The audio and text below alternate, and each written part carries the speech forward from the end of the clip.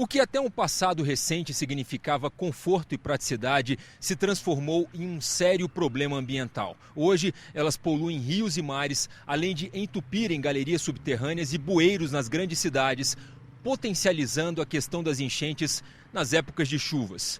No programa de hoje, um debate sobre o presente e o futuro das sacolas plásticas e a possível solução dos 3 R's: reduzir, reutilizar e reciclar. Veja agora no Ecocenado.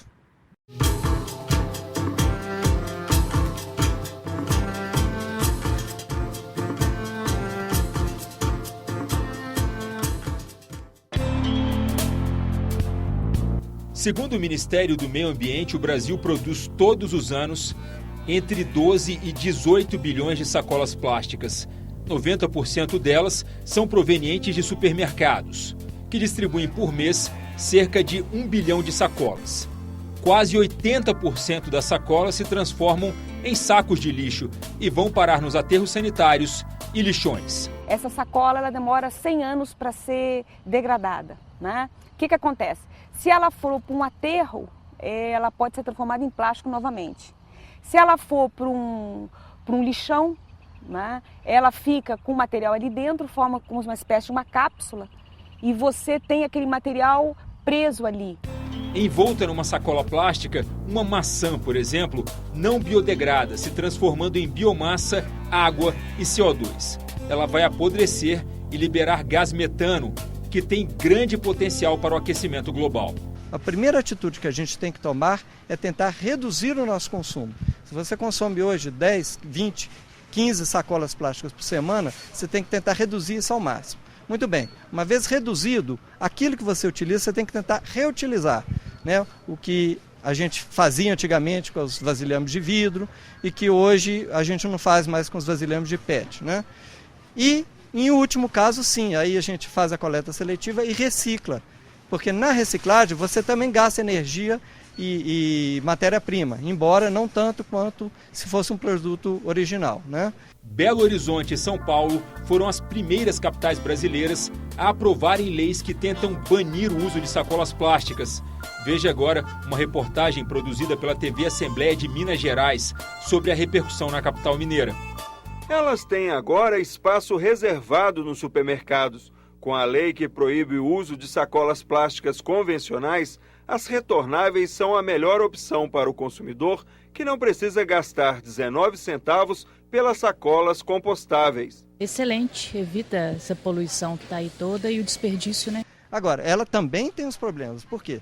Porque você tem que higienizá-las a cada uso, né? O ideal é que cada vez que você use, você passe um pano com um sabão para evitar problemas de proliferação de bactérias e outros organismos deletérios à saúde humana. Já é um começo, já é excelente começo, hein? Apesar de que a gente não vê isso em muitas outras cidades, né? A lei que proíbe o uso das tradicionais sacolas plásticas mudou o comportamento dos consumidores em Belo Horizonte. Nos supermercados, é comum ver as pessoas utilizando as sacolas retornáveis ou usando as caixas de papelão para levar as compras. Nestes 8 meses em que a lei está em vigor, houve uma redução de 97% no uso das sacolas plásticas, segundo o levantamento da Associação Mineira de Supermercados.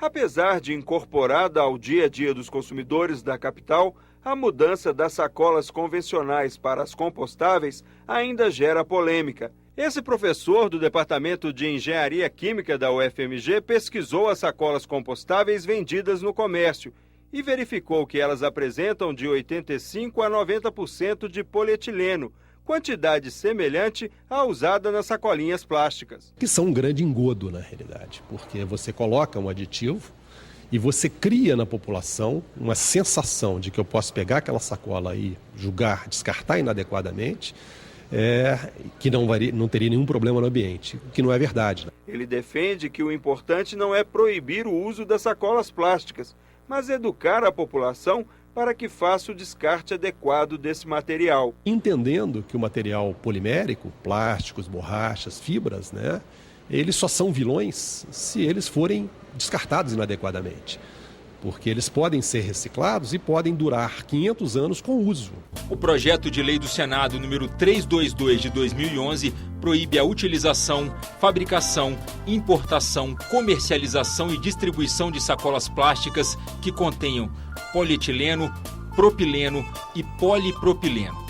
E estabelece a competência fiscalizatória e de promoção de campanhas educativas ao IBAMA, além de determinar que uma resolução do CONAMA definirá prazos para a retirada gradual das sacolas, o que deve ocorrer no prazo máximo de 3 anos a partir da vigência da lei. A gente vê agora uma reportagem da TV Assembleia do Rio Grande do Norte falando sobre as dificuldades em mudar os hábitos do consumidor na capital daquele estado. Na hora das compras é sempre a mesma coisa, carrinhos cheios e um outro tanto de sacolas plásticas para acomodar a feira. Esse é um cenário comum nos supermercados de todo o país. Apesar do uso das sacolas ser considerado normal, muitas campanhas ambientais vêm tentando mudar esse costume do consumidor brasileiro.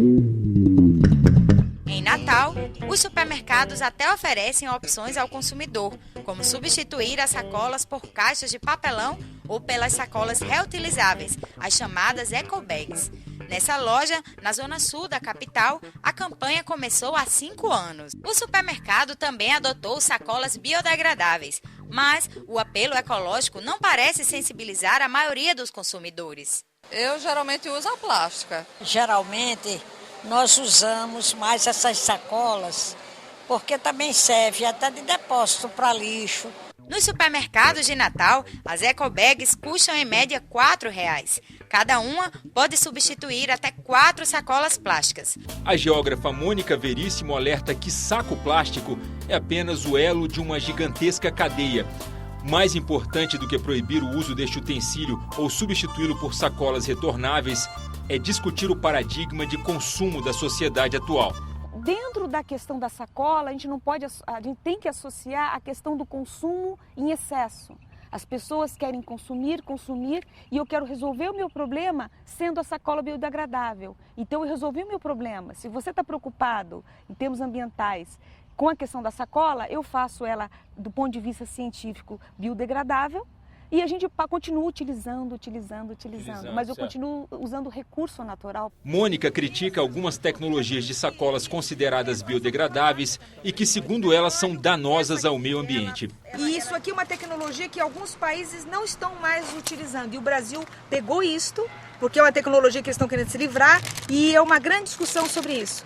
D2W. Isso daqui não vai para compostagem. Todos os elementos dele continuam valendo. Ela considera fundamental desenvolver uma visão econômica e pragmática sobre a questão do lixo.